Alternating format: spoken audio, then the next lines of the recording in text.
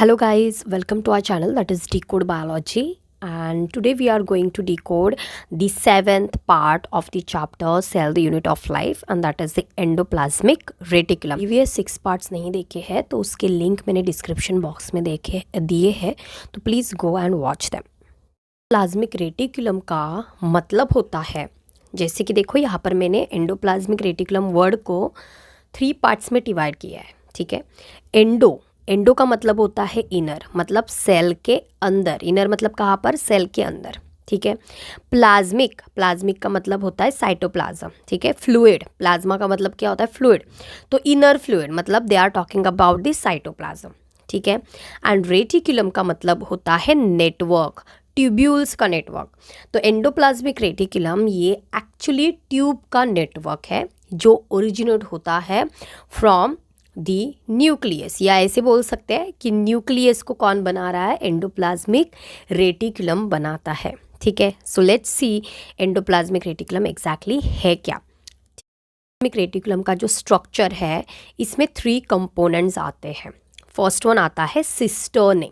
ठीक है, ये यहाँ पर है न्यूक्लियस। हमेशा याद रखना, न्यूक्लियस को चिपक के ही क्या रहेगा? एंडोप्लाज्मिक रेटिकुलम रहेगा। तो ये जो आउटर मोस्ट जो मेम्ब्रेन है न्यूक्लियस का, आउटर मेम्ब्रेन, यही आगे जाके ऐसे एक्सटेंड होके बनता है endoplasmic reticulum. Is it clear? तो एंडोप्लाज्मिक रेटिकुलम के स्ट्रक्चर में 3 कंपोनेंट्स होता है। फर्स्ट वन आएगा सिस्टर्ने। तो ये जो फ्लैट जो सैक दिख रहे हैं, ठीक है, फ्लैट जो यूनिट है उसको हम बोलते हैं सिस्टर्ने। ठीक है, सिस्टर्ने बोलेंगे। देखो, long flattened and unbranch unit, ये ब्रांच नहीं होते, सिंगल क्या है वो? यूनिट्स है, arranged in a stacks. Stacks का मतलब क्या है? एक के ऊपर एक। ठीक है, and those we called cisternae. ठीक है, यहाँ से बहुत बार क्वेश्चन आया हुआ है नीट में, जैसे कि मैच द फॉलोइंग या ऐसे इस टाइप के क्वेश्चन। ठीक है, नेक्स्ट वन है vesicles. Oval membrane bound structures, Oval होते हैं, यहाँ से ही ऐसे पाउच निकलेगा, छोटा सा बर्ड निकलेगा, एंड वो जो बर्ड है उसको ही हम क्या बोलते हैं? वेसिकल्स। तो वेसिकल क्या होता है? एक मेम्ब्रेन का बलून जैसा स्ट्रक्चर होता है। ठीक है, नेक्स्ट वन है ट्यूब्यूल्स। ट्यूब्यूल्स क्या होता है? These are irregular often branch tubes bounded by membrane. अब ये जो ट्यूब्स है वो यहाँ से भी आ सकता है, स्टार्टिंग वाले मतलब नीचे से ऐसे इमर्ज्ड आउट होते हैं। मैं बाद में आपको एक पर्टिकुलर डायग्राम दिखा दूंगी। ठीक है, तो उसमें समझेगा। तो ऐसे ट्यूब्यूल्स होते हैं, एंड नॉर्मली ये जो ट्यूब्यूल्स होते हैं वो होता है स्मूथ एंडोप्लाज्मिक रेटिकुलम। ठीक है, तो ट्यूब जैसे है, छोटे छोटे ट्यूब्स है, एंड ये नॉर्मली क्या होते हैं? ब्रांच्ड होते हैं। सिस्टर्ने अनब्रांच्ड होते हैं, ट्यूब्यूल्स क्या होते हैं? ब्रांच्ड होते हैं, tubes bounded by membrane. Tubules में भी फ्री और एसोसिएटेड विद दी सिस्टर्ने। कभी कभी ये सिस्टर्ने से ही इमर्ज्ड आउट होता है, कभी कभी ये सिस्टर्ने से इमर्ज्ड आउट नहीं होता है, ये फ्री होता है। Is it clear? तो स्ट्रक्चर में याद रखना कि 3 कंपोनेंट्स हैं एंडोप्लाज्मिक रेटिकुलम के। Cisternae, those are the flat sac like structure. Vesicles, those are balloon like membrane bound structures. Tubules, those are what? Tube like structures. Next, okay, जो structure है यहाँ पर अभी देखो, ये डायग्राम है, एनसीईआरटी का डायग्राम है। ठीक है, तो इसमें ये जो दिखाया है, दिस इज द, ये जो यहाँ पर दिखाया, this is the nuclear membrane. यही न्यूक्लियर मेम्ब्रेन देखो आगे जाके फोल्ड में चेंज हो रही है, ये फोल्ड्स है। तो ये जो सारे फोल्ड्स यहाँ पर आपको दिख रहे हैं, दीज आर सिस्टर्न है। ये क्या है? ये सिस्टर्न है। ठीक है, ये पूरा क्या है? सिस्टर्न है। एंड यहाँ पर ही देखो नीचे इसके, यहाँ पर ये ट्यूब्यूल्स है। ये क्या है? ट्यूब्यूल्स है। नॉर्मली क्या होता है आपका जो एंडोप्लाज्मिक रेटिकुलम है, ठीक है, इसमें ये फोल्ड जो है उसको हम बोलेंगे सिस्टर्ने, इनको हम बोलेंगे ट्यूब्यूल्स, और इनसे ही इमर्ज्ड आउट होंगे छोटे छोटे बर्ड्स, और उसको हम बोलेंगे वेसिकल्स बोलेंगे। क्या बोलेंगे इनको? हम वेसिकल्स बोलेंगे। क्लियर? अभी जो नॉर्मली यहाँ पर आपको जो बीड्स लाइक स्ट्रक्चर्स दिख रहे हैं ना, ऐसे मोतियों जैसे पार्टिकल्स जो आपको यहाँ पर दिख रहे हैं, दीज आर दी राइबोसोम्स। ये क्या है? ये राइबोसोम्स है। ठीक है, ये क्या है? ये राइबोसोम्स है। तो आपका ये वाला जो है, यहाँ से यहाँ ये जो पूरा है वो आपका हो गया रफ एंडोप्लाज्मिक रेटिकुलम, जिसको हम शॉर्ट में बोलते हैं RER। एंड ये जो है जिसके ऊपर पार्टिकल्स नहीं, जिसके ऊपर राइबोसोम्स नहीं है, that is what, smooth endoplasmic reticulum. अभी नॉर्मली मैक्सिमम टाइम आपका रफ एंडोप्लाज्मिक रेटिकुलम हमेशा न्यूक्लियस के कॉन्टैक्ट में या न्यूक्लियस के पास रहता है। एंड उसके साथ साथ आपका जो स्मूथ एंडोप्लाज्मिक रेटिकुलम है वो भी क्या रहेगा, न्यूक्लियस के पास ही। दोनों न्यूक्लियस के पास रहेंगे, डिपेंड है कि आपका एंडोप्लाज्मिक रेटिकुलम उतना डेवलप्ड है सेल के अंदर या नहीं है। ठीक है, अगर हम देखें यहाँ पर तो एंडोप्लाज्मिक रेटिकुलम की वजह से जो साइटोप्लाज्म है, पूरा सेल के अंदर का जो पार्ट है साइटोप्लाज्म जो है, ठीक है, ये दो पार्ट में डिवाइड हो जाता है। ठीक है, ये न्यूक्लियस हो गया, ये एंडोप्लाज्मिक रेटिकुलम हो गया। इसके अंदर भी क्या है, मैट्रिक्स मतलब फ्लूइड प्रेजेंट है उस वो, एंड बाहर का फ्लूइड। ठीक है, जो अंदर का पार्ट है मतलब एंडोप्लाज्मिक रेटिकुलम के अंदर का जो स्पेस है that is we call luminal space. ठीक है, एंड जो साइटोप्लाज्म बाकी का बचा हुआ साइटोप्लाज्म है उसको हम बोलेंगे एक्स्ट्रा ल्यूमिनल स्पेस, उसको हम क्या बोलेंगे, एक्स्ट्रा ल्यूमिनल स्पेस। तो एंडोप्लाज्मिक रेटिकुलम के अंदर जो स्पेस है वो ल्यूमिनल स्पेस, एंड जो उसके बाहर है मतलब बाहर का जो साइटोप्लाज्म है that is what, extra luminal space. Next आगे बढ़ लेते हैं। ऑलरेडी एक्सप्लेन किया है कि एंडोप्लाज्मिक रेटिकुलम जो है जिसके ऊपर राइबोसोम प्रेजेंट है उसको हम बोलते हैं रफ एंडोप्लाज्मिक रेटिकुलम, एंड जिसके ऊपर राइबोसोम प्रेजेंट नहीं है that is we called smooth endoplasmic reticulum. So यहाँ पर आएगा first point, ATS ribosome binds to the ER by a ribophorin protein. कौन से प्रोटीन से बाइंड होता है राइबोसोम, राइबोफोरिन प्रोटीन से। Ribosomes and ribophorins are absent, क्या रहेंगे यहाँ पर, ये दोनों एब्सेंट रहेंगे स्मूथ एंडोप्लाज्मिक रेटिकुलम में। मेनली कंपोस्ट ऑफ सिस्टर्न है, इसमें ज़्यादातर क्या होता है, सिस्टर्न का कंपोनेंट ज़्यादा। Smooth endoplasmic reticulum is mainly composed of tubules, है ना, पीछे वाले डायग्राम में हमने यही देखा था। ठीक है, that is rough endoplasmic reticulum ये सिस्टर्न से था बना हुआ। ठीक है, एंड स्मूथ एंडोप्लाज्मिक रेटिकुलम था ट्यूब्यूल से बना हुआ। ठीक है, नेक्स्ट जो है, let me show you that,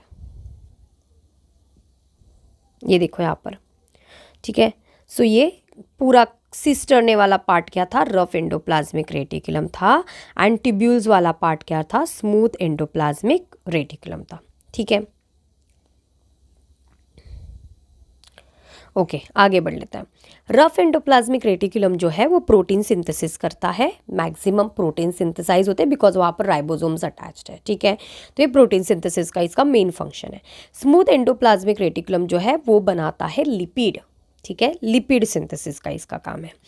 normally liver, pancreas, goblet cell जो है ये सीक्रेटरी सेल्स होते हैं, ये कुछ हार्मोन्स एंजाइम्स को सीक्रेट करते हैं। इस वजह से इनके सेल का जो एंडोप्लाज्मिक रेटिकुलम है ये बहुत अच्छे से डेवलप्ड होता है। रफ एंडोप्लाज्मिक रेटिकुलम जो है वो बहुत अच्छे से क्या है, डेवलप्ड है।